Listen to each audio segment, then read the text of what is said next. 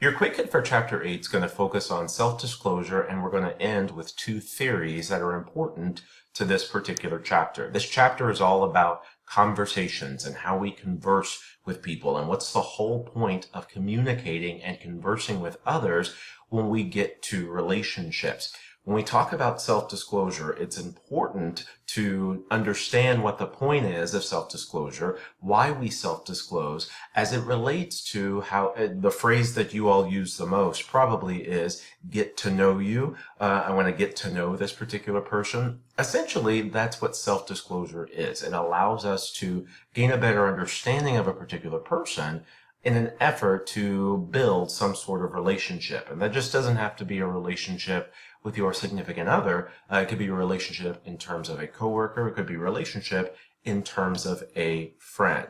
So self-disclosure is revealing personal information about yourself to other people. And one of the things I want you to be aware of is it's on purpose, meaning it's conscious. You know exactly what you're doing when you self-disclose. So you're purposely telling people bits and pieces of information about yourself in an effort to build a relationship. But not everything we reveal, though, is self-disclosure.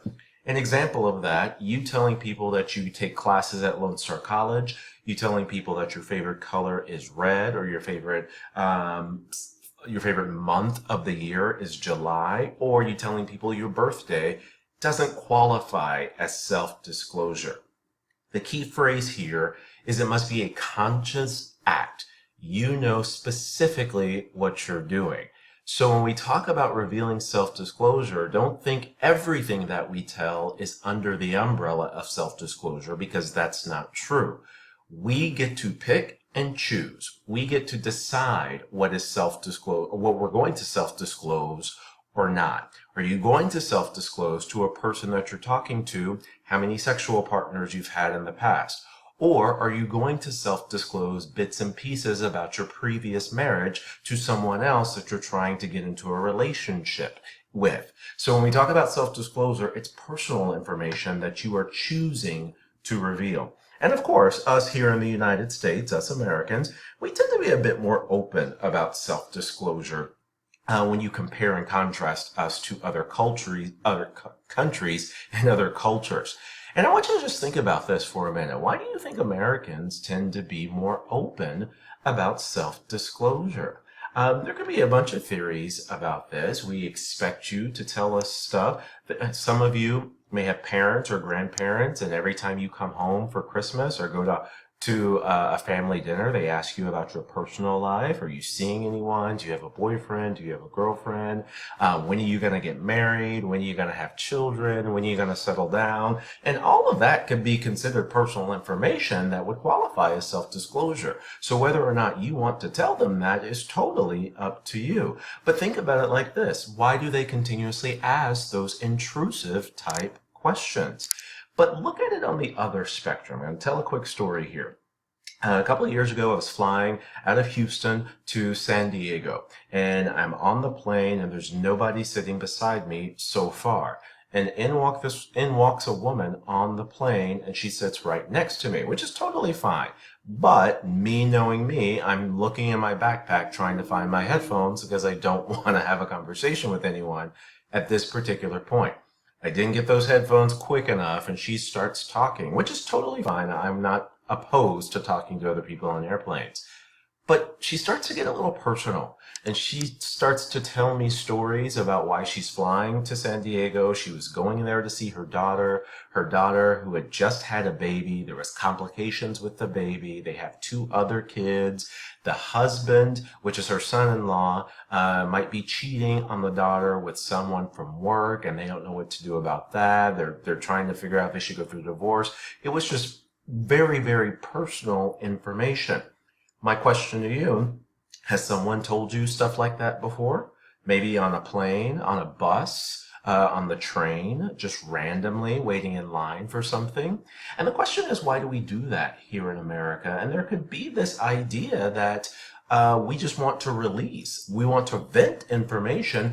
And you know what? I will never see that woman ever again. Maybe she just needs someone to talk to get that story off of her shoulders, knowing full well her and I will never cross paths ever again. So I want you to think about that. Have you done something like that, or did someone do that to you? And what was the reasoning, or why do you think we as Americans appreciate being more open when it comes to self-disclosure? And when it comes to self-disclosure, when we talk about, I don't want to skip that, when we talk about gender, women tend to self-disclose a bit more than men, but think about it like this. It's not, I've had students all the time ask me, Mr. Sean, why doesn't my husband open up to me, or why doesn't my boyfriend talk to me? It's always a male-female relationship where the male isn't self-disclosing near as much as the female. And my response is, women self-disclose a bit more because the whole point, women typically are under that umbrella where they are communicating to craft a relationship or to build a relationship with whomever it is they're communicating with. It's not that men and husbands and boyfriends aren't self-disclosing. They are self-disclosing, but it's probably to their best guy friends. And the reason they're self-disclosing to their best guy friends, the group of boys, the homies, the reason why they're self-disclosing to them, because they know that their friends won't tell. That's probably why when we look at the research, we see that women self-disclose a bit more than men. Two theories that we're going to discuss in this chapter is uncertainty reduction theory, founded by Berger and Calabrese in 1975. The whole point of URT, as you'll hear me refer to it, uncertainty reduction theory, is we're searching for information in order to reduce uncertainty about a particular person so that we can make a decision if we want to communicate with them in an effort to build a relationship. URT utilizes three strategies: the active, the passive, and the interactive strategy. So I'm just going to give you an example for all three, the same example for all three, to show you the differences between the three strategies used. The passive strategy, let's think about you, whoever's listening to this. You see someone that you're interested in at the bar, at the club, at a coffee shop, and you're trying to decide which strategy to use. Passive strategy indicates that we watch this particular person in action. So you are just sitting back and watching this person interact with others. The active strategy indicates we are active in reducing our uncertainty. Do not get this confused with interactive. With the active strategy, if you see the person that you think you're interested in and you're trying to decide if you want to talk to them or communicate with them, you make yourself active in reducing uncertainty. So that would be including such things as asking their friends about are they single, what are they like, things of that nature. Active would indicate you may be Googling them. Some of you would go to their social media, look at them on Facebook, look at them on Twitter, look at them on Instagram, things of that nature. And you're trying to make a decision as to whether you want to whether you want to communicate with them or not. That's actively reducing uncertainty. The interactive strategy to reduce uncertainty would be to go directly up to them and talk to them. There are pros and cons about using whichever strategy you want. Keep in mind, there is no one better strategy than the other. We could get a false sense of a person by using any of these three strategies, as well as we could get the honest truth about a particular person by choosing one strategy over the other. One of the best things to possibly do, though, is find a way to use all three strategies to your benefit so that you lessen the chance of you getting some sort of false idea about a particular person. But there are two reasons why we tend to use uncertainty reduction theory. Number one, we're trying to predict future behaviors, meaning we can probably gain an understanding of how they would probably act in the same situation or in the same context later on. But more importantly, we can gain an understanding as to why they're behaving the way that they're behaving. If you see them being rude to people, if you see them not being very mean, if you try to go up and talk to them and they're not in the best of mood, you could make one of two decisions, or you could come up with one of two decisions. Number one, they're just a rude person and you don't want to talk or develop a relationship with them. But the second thing, remember, we could reappraise the situation. We could reappraise the situation and say, or we could get information that says the reason they're acting the way that they're acting, the reason they're in this really bad mood is because someone in their family just died, or because they just got bad news that they're being fired from work. So we could gain an understanding as to why they're behaving in that particular way. But I have my own theory when it comes to uncertainty reduction theory. If you use this theory and you know how to use it to see if you want to talk to someone or reduce an uncertainty about a particular person, you're essentially using this theory to make the case that you're going to determine if you ever want to define your association with a particular person. You've heard the cliched phrase guilt by association. Sometimes us just being associated with someone through talking to them, through developing a relationship, can make the determination that we are on that particular person's side or that we agree with them, and in turn can be a pro or a con when it comes to us. I often tell my face-to-face students, people tell me all the time, Sean, you seem really quiet, you seem really shy when I first meet them. And my response is, I'm not quiet or shy at all. My friends know me. I'm not quiet or shy. However, I don't know you, so I'm just listening to determine if this is something worth pursuing in terms of some sort of friendship or relationship, or if I don't want to associate myself with you at all. And then the final theory, that being social penetration theory, founded by Altman and Taylor in 1973. Essentially, this is self-disclosure as we're working to achieve intimacy, some sort of intimate relationship. So I want you to try to figure out which stage you are in with your current relationships, or which stage you have been in past relationships. Stage 1, your communication is superficial, so you're talking about low-risk facts. Low-risk facts could be what you plan on doing after college, what sports teams do you like, what did you do last summer. These are about your first few dates. And one of the things I want you to remember about stage 1 and low-risk facts, these are low-risk facts that can't get us into trouble.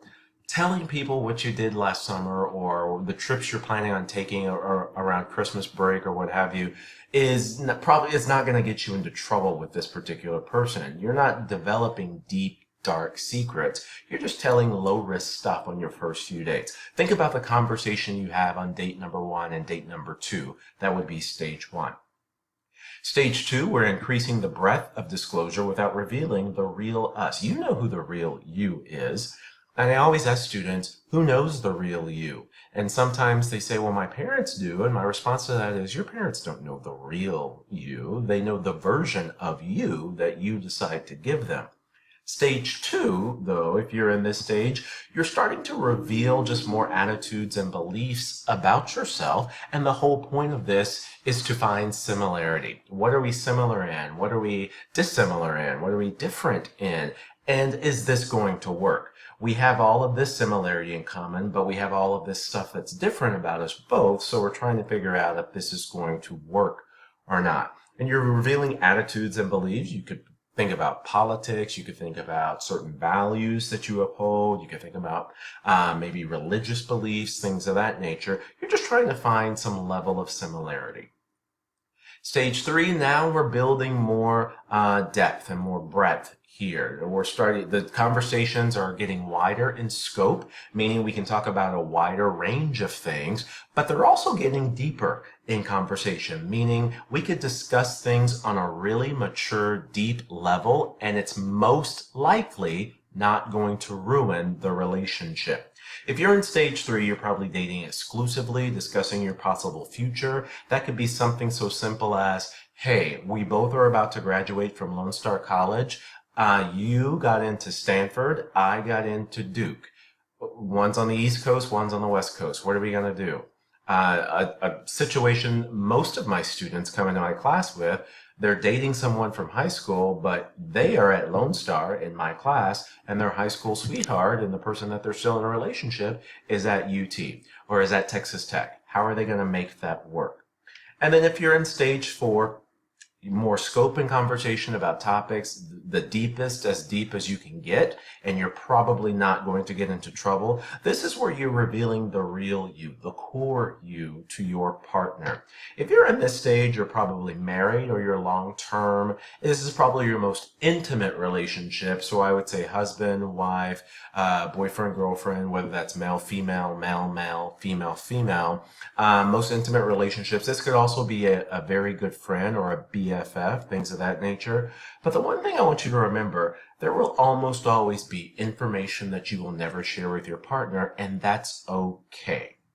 There could be something, just that one thing that you will never tell your partner, and it will never, or you'll never tell the person you're in this stage with, and that won't ruin the relationship.